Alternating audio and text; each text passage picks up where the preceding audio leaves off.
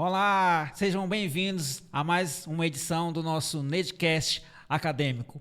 Hoje, com certeza, nós temos um tema muito pertinente, um tema relevante para que a gente possa discutir, para que a gente possa conversar. E hoje nós estamos com uma convidada muito especial, Glauciana Valadares, diretora da Clínica Escola Mundo Autista, né, aqui em Araguaína, e vai discorrer sobre a temática do autismo, né? Autismo, desafios e possibilidades. Seja muito bem-vinda. Para nós é um motivo de alegria e de satisfação, Glauciana, estar recebendo você aqui para que a gente possa conversar um pouco sobre essa temática tão importante.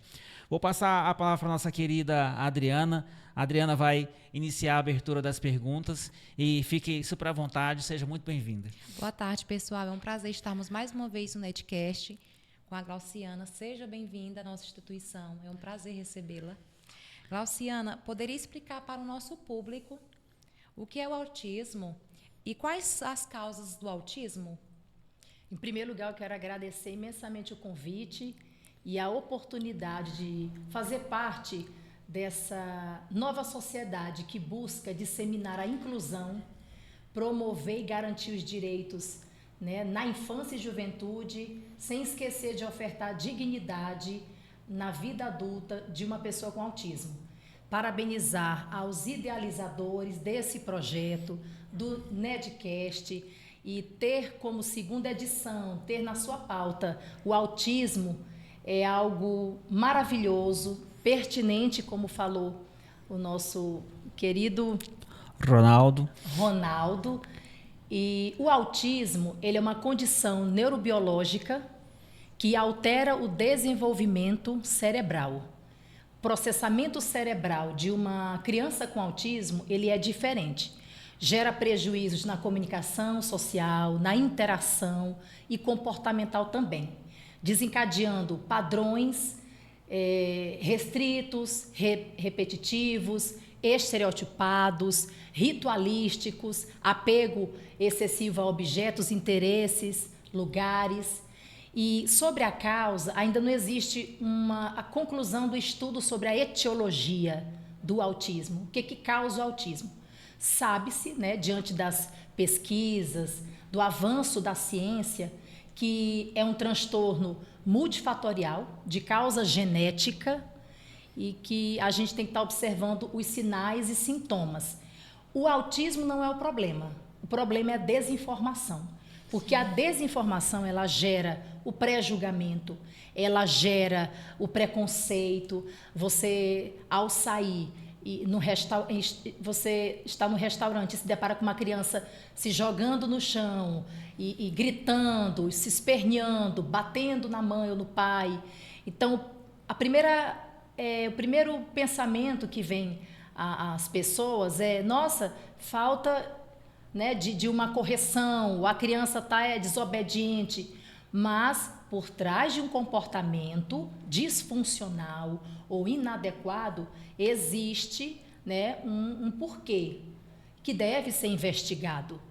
Porque esse alto índice de diagnósticos no Brasil e no mundo de autismo não é moda, não é tendência, e sim a compreensão, o avanço da medicina, das pesquisas, da ciência, que ao entender sinais, sintomas e crises, estão chegando a um diagnóstico mais preciso, mais assertivo. E, por exemplo, 1% da população, segundo a pesquisa da OMS, segundo estudos da OMS, tem autismo. E, de acordo com uma pesquisa que foi realizada o ano passado pela Psiquiatria Americana, a cada 36 crianças que nascem, uma tem autismo. Sim. Então, é um número significativo. E você pode perguntar: mas por que eu devo falar sobre o autismo? Por que eu preciso entender sobre o autismo? Vamos partir da reflexão de que, e se eu, ao engravidar e quando nasceu o meu filho, ele for autista, né? E amanhã o meu filho vai para a escola, ele pode se deparar com um coleguinha com autismo. Eu tenho um casal de amigos e o casal, né, vai ser papai e mamãe. E ao nascer, você vai ter um casal de amigos com um filho com autismo.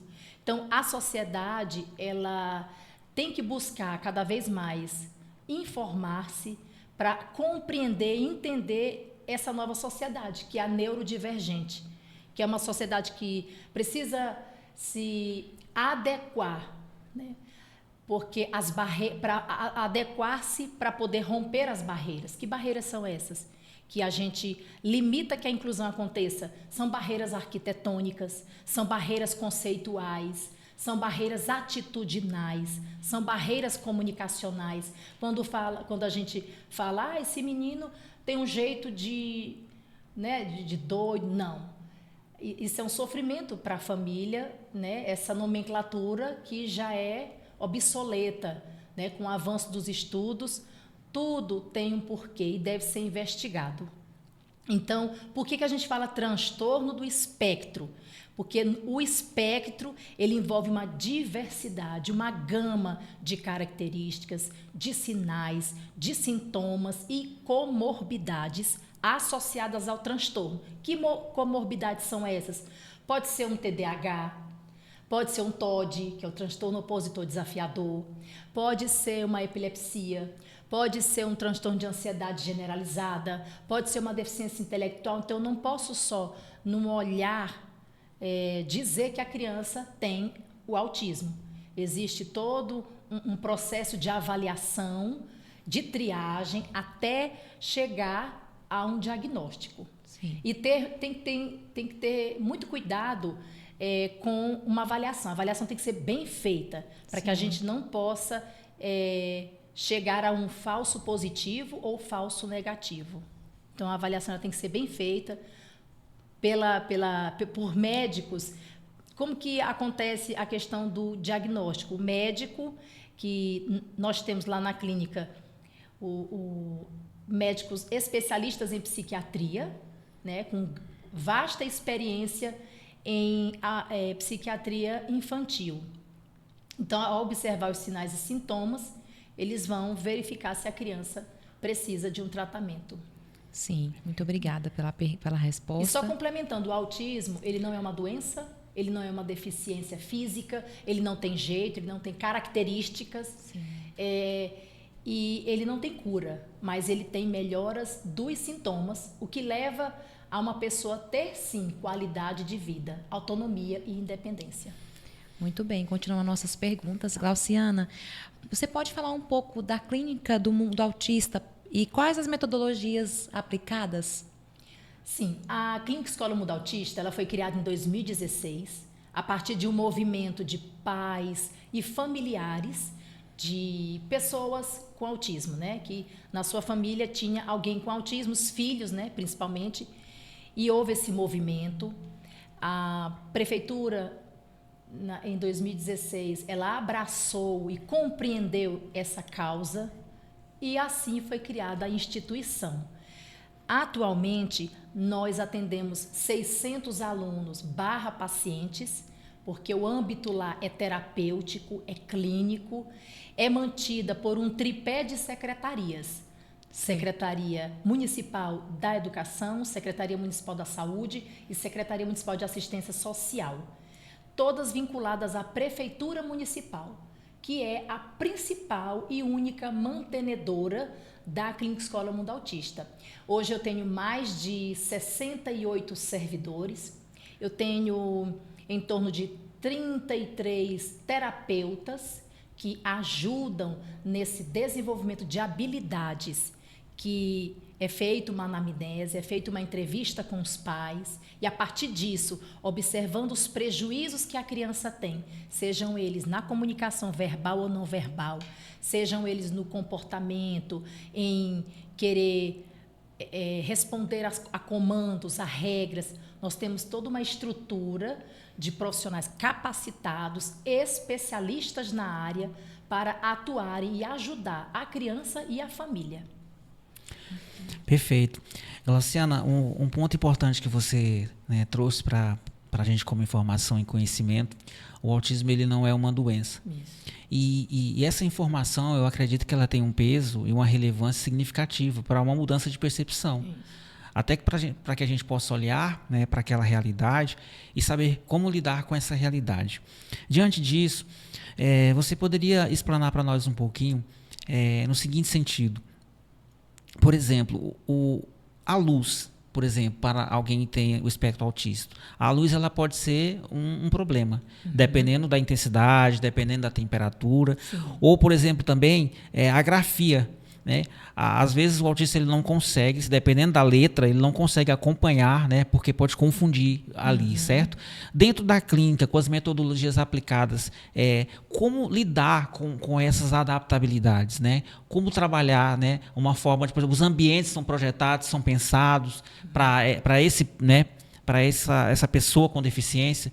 As metodologias, fala um pouquinho das metodologias nesse sentido, sabe? Como que você trabalha lá dentro com essas particularidades? Certo. Antes, eu gostaria de falar que a Clínica Escola Mundo Autista, ela não é porta aberta. A porta de entrada para a instituição é a partir da Secretaria Municipal de Educação, onde, dentro do contexto escolar, uma criança que apresente uma característica diferente dos demais, né, fica isolada, não tem contato visual, ou tem hipersensibilidade auditiva, hipersensibilidade sonora, né, a toque, que tem uma seletividade alimentar, algo que a escola perceba, tenha essas primeiras observações, aí a partir de um relatório encaminhado para a educação especial, que é uma diretoria que tem essa responsabilidade de tratar sobre a inclusão e acolher e cuidar, também garantir as diretrizes da inclusão, que é o acesso, a participação e a autonomia da criança.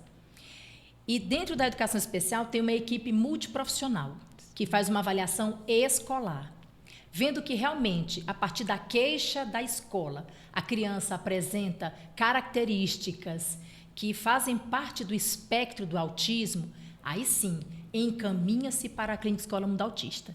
Chegando esse encaminhamento, aí ela passa por 3 etapas, que é a triagem, que é uma escala, que lá hoje nós temos o CARS e o MCHAT. MCHAT é para uma avaliação para crianças menores de 3 anos, o MCHAT é a partir de 3 anos em diante.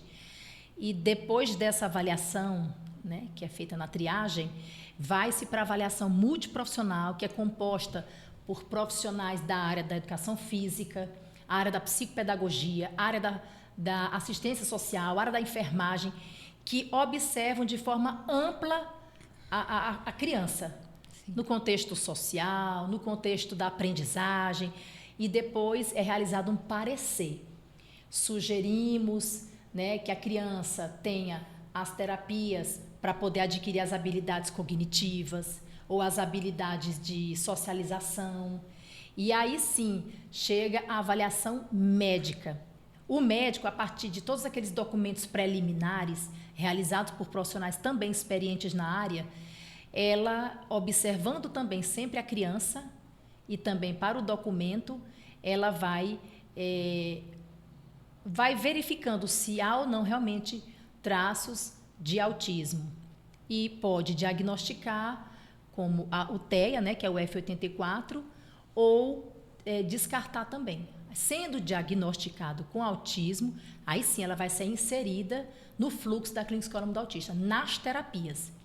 Então, por exemplo, a criança que necessita de uma terapia voltada para as funções executivas, que são memória, concentração, a questão de habilidades operacionais, aí vai para a terapia. Aquilo que ela necessita, de acordo com o nível de suporte, até o DSM-5, que é o Manual de Diagnóstico da Psiquiatria, ele classifica o autismo como 3 níveis de suporte.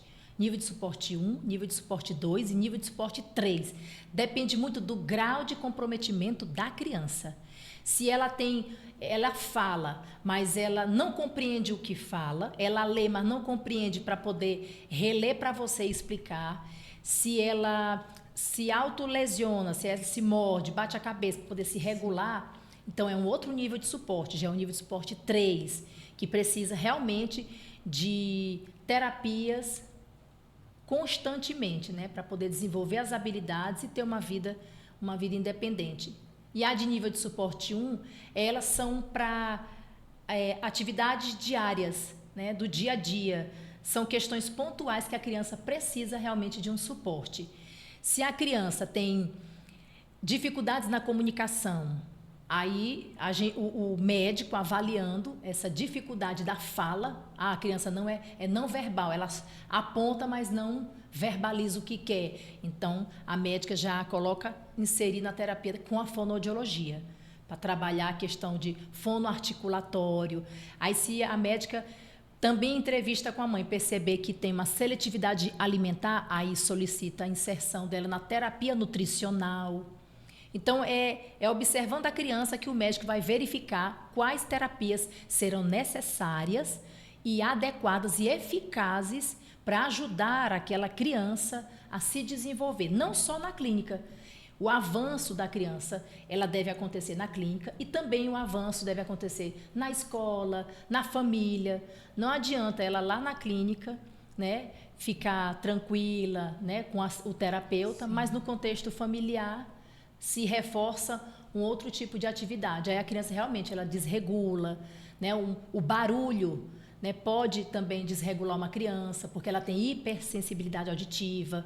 Crianças que andam na ponta dos pés, porque elas têm a sensibilidade nos pés, então, ao tocar a planta dos pés toda no chão, isso já gera um desconforto. E aí elas não conseguem diferenciar. Por exemplo, elas têm não têm noção de perigo. Elas têm dificuldade em metáforas, né? Se você fala alguma coisa de forma não literal, elas entendem ao pé da letra. Hoje está chovendo canivete. Então, elas imaginam que está chovendo só o canivete, né? Então, elas não levam para o lado da metáfora, figuras de linguagem. Baixa reciprocidade, estão conversando com você, mas o olhar é disperso, né? E também rigidez comportamental, rigidez cognitiva. É uma série de características dentro do espectro. Então, para cada necessidade, porque a criança com autismo, o TE é só um diagnóstico, mas as necessidades são diferentes. Cada criança com autismo tem as suas peculiaridades, suas necessidades, e o terapeuta vai desenvolver o plano, né, individual, é o plano terapêutico singular, que a gente fala lá, que é o PTS. Cada criança tem o seu plano, porque o terapeuta tem esse olhar único para cada criança, de acordo com as suas necessidades e especificidades. O ambiente também, a gente evita de colocar os brinquedos todos expostos, porque tem crianças que, ao ver todos aqueles brinquedos, querem ir direto, né, para os objetos e, às vezes, não quer prestar atenção na atividade que vai ser desenvolvida com ele, que o terapeuta preparou. Porque as comorbidades que acompanham o autismo, o TDAH, que é a hiperatividade, o déficit de atenção. Esse déficit de atenção não é a falta de atenção. Significa o excesso de atenção é tão grande que tudo dispersa a atenção dele. Ele não consegue concentrar ali naquela atividade e naquele brinquedo. Ela está sempre... Então, é o excesso. Aí a gente fala déficit de atenção e hiperatividade, que é a inquietação. Então, existe toda uma metodologia para cada necessidade. Para cada fase da criança também, a gente vai trabalhando muito a questão de estar junto com a família, né? Trabalhando as habilidades para que a criança tenha essa autonomia e independência. Perfeito. Nós estamos chegando aí já ao final do nosso Netcast, dessa edição preciosa, dessa edição riquíssima. Glauciana, na medida que você foi falando aí, nós vamos abrindo aí horizontes na nossa mente de insights em relação à delicadeza, porque é um ser humano, porque é uma pessoa, né, que traz toda essa questão de particularidades, de complexidades que exige de mim um esforço. E aí, o esforço dos terapeutas, de uma equipe multiprofissional, e um elemento importante que a gente percebe quando você fala, amor. Paixão. E eu gostaria que você encerrasse, Glauciana, a sua fala, e essa paixão, e esse carinho, esse zelo com que você fala, com propriedade, Pode falar um pouquinho de quanto que isso é importante para você? De ter que olhar para essas realidades, para essas particularidades e falar com tanto zelo, com tanto amor, né? Sim. Como eu havia falado antes de começar a entrevista, nós fazemos faculdade, nos graduamos e, na prática, nos deparamos realmente com as realidades, com as demandas. E a gente vai buscando por meio de formações, capacitações, atender a essas demandas. E eu venho cada vez mais me apaixonando, né, pelo trabalho que a gente realiza na Clínica Escola Mundo Autista, porque nós vimos a diferença, nós percebemos a transformação de vidas das famílias, que o pós-diagnóstico, indubitavelmente, ele gera uma angústia na família, gera um desespero. O que eu vou fazer agora? Né? Como eu vou explicar para a sociedade? Como eu vou explicar para os meus familiares? E como eu vou lidar com o meu filho com autismo? Porque vem primeiro a questão da negação. Não, meu filho não tem autismo. Depois vem a aceitação. E depois vem a luta. Né? Primeiro, após o diagnóstico, aí nós temos lá a orientação parental, que é um profissional também muito preparado, ouve os pais, acolhe, respeita aquele momento, desabafa e depois orienta como que ele vai lidar com o seu filho a partir daquele momento. Então, somos profissionais, mas antes de tudo nós temos que ser seres humanos, agir com respeito, com acolhimento. E se a gente prestar atenção nas crianças, eles nos ensinam muito. Eles nos ensinam que não é a condição, não é o autismo que vai subestimar a potencialidade que ele tem. Então, nós acreditamos na potencialidade deles, das crianças com autismo. E hoje é uma criança, amanhã é um adulto e pode estar na faculdade, pode estar aqui querendo estudar, querendo ter o mesmo acesso, querendo ter a mesma oportunidade, querendo ter igualdade, equidade de direitos. E isso nós não podemos limitar. Nós não podemos dizer, ele não pode, ela pode. Quem somos nós? Nós estamos aprendendo nessa vida. E a existência das pessoas com autismo, das pessoas com transtorno, das pessoas com deficiência, elas nos ensinam a ressignificar o porquê de termos que aprender sobre eles.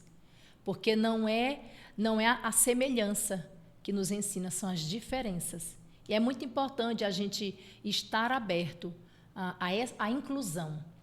Porque a inclusão, ela transforma vidas e nós precisamos promover isso, garantir isso em todos os espaços que estivermos, ofertando um atendimento educacional especializado, ofertando suportes, ofertando ferramentas, mecanismos, firmando parcerias para que essa rede de apoio se amplie, se estruture, né? Não só na escola, mas sim na faculdade. Vamos capacitar para entender, capacitar para compreender. Porque hoje eu não tenho filhos autistas, com autismo, mas a minha amiga tem. Mas na faculdade eu tenho um aluno com autismo. E a gente tem que desmistificar que uma criança que apresenta uma condição neurobiológica, um processamento cerebral diferente, ela não vai aprender. Ela não vai se desenvolver. Ela vai se desenvolver, sim, se ela tiver o suporte adequado, se ela tiver o tratamento necessário. Então, quanto precoce for o diagnóstico, mais precoce também será a intervenção adequada para aquela criança. E o diagnóstico precoce, junto com a intervenção adequada, muda a vida de uma criança com autismo. Porque são novos passos a serem dados, é um novo caminho que se apresenta, são possibilidades, são expectativas que eu estou dando para a vida daquela criança. E a gente tem que sempre ficar observando as nossas atitudes.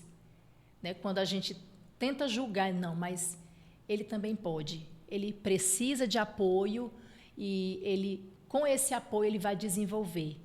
E ele vai poder, e ele tem esse direito de estar na sociedade aonde ele quiser estar. Muito bem. Suas considerações? Agradecer, né, pelas palavras. Esse tema é muito importante na nossa sociedade e cada dia se torna mais importante ainda, né? Essas crianças precisam, sim, ser inseridos na nossa comunidade como iguais, né? Precisam, sim, de acompanhamentos, do melhor acompanhamento possível. Isso é muito importante. A gente agradece muito por você estar aqui hoje, né, dando essa clareza desse mundo autista que essas crianças, né, vivem. E parabéns pela sua jornada, pelo seu trabalho lindo, atuante no nosso município de Araguaína. Muito bem, essa foi a nossa edição do Núcleo de Experiência Discente. Espero que você tenha a oportunidade de ter contato com esse conteúdo, mergulhar nessa realidade, para que as percepções e as atitudes, né, possam ser refletidas de uma maneira diferente, com um olhar diferente, olhando para o ser humano com uma particularidade, com uma especificidade que precisa do apoio, que precisa do entendimento, do acolhimento e da inclusão. Você deseja deixar mais algum recado para a sociedade, né? Quer fazer as suas considerações finais? Sim, eu quero dizer que a Clínica Escola Mundo Autista está de portas abertas para quem quiser conhecer o trabalho que é realizado lá e conhecer mais sobre o assunto, pesquisem, estudem. É importante para que a sociedade ela cada vez mais se torne inclusiva. É o que nós queremos, é o que nós desejamos. Para mim é um privilégio trabalhar hoje, né, com crianças com autismo e também direcionar essa instituição que tem transformado vidas. E parabéns também por esse projeto, mais uma vez, e quantas vezes forem necessárias, né, a gente conceder informações, nós estamos à disposição. Muito bem. Até a próxima edição do nosso Netcast Acadêmico.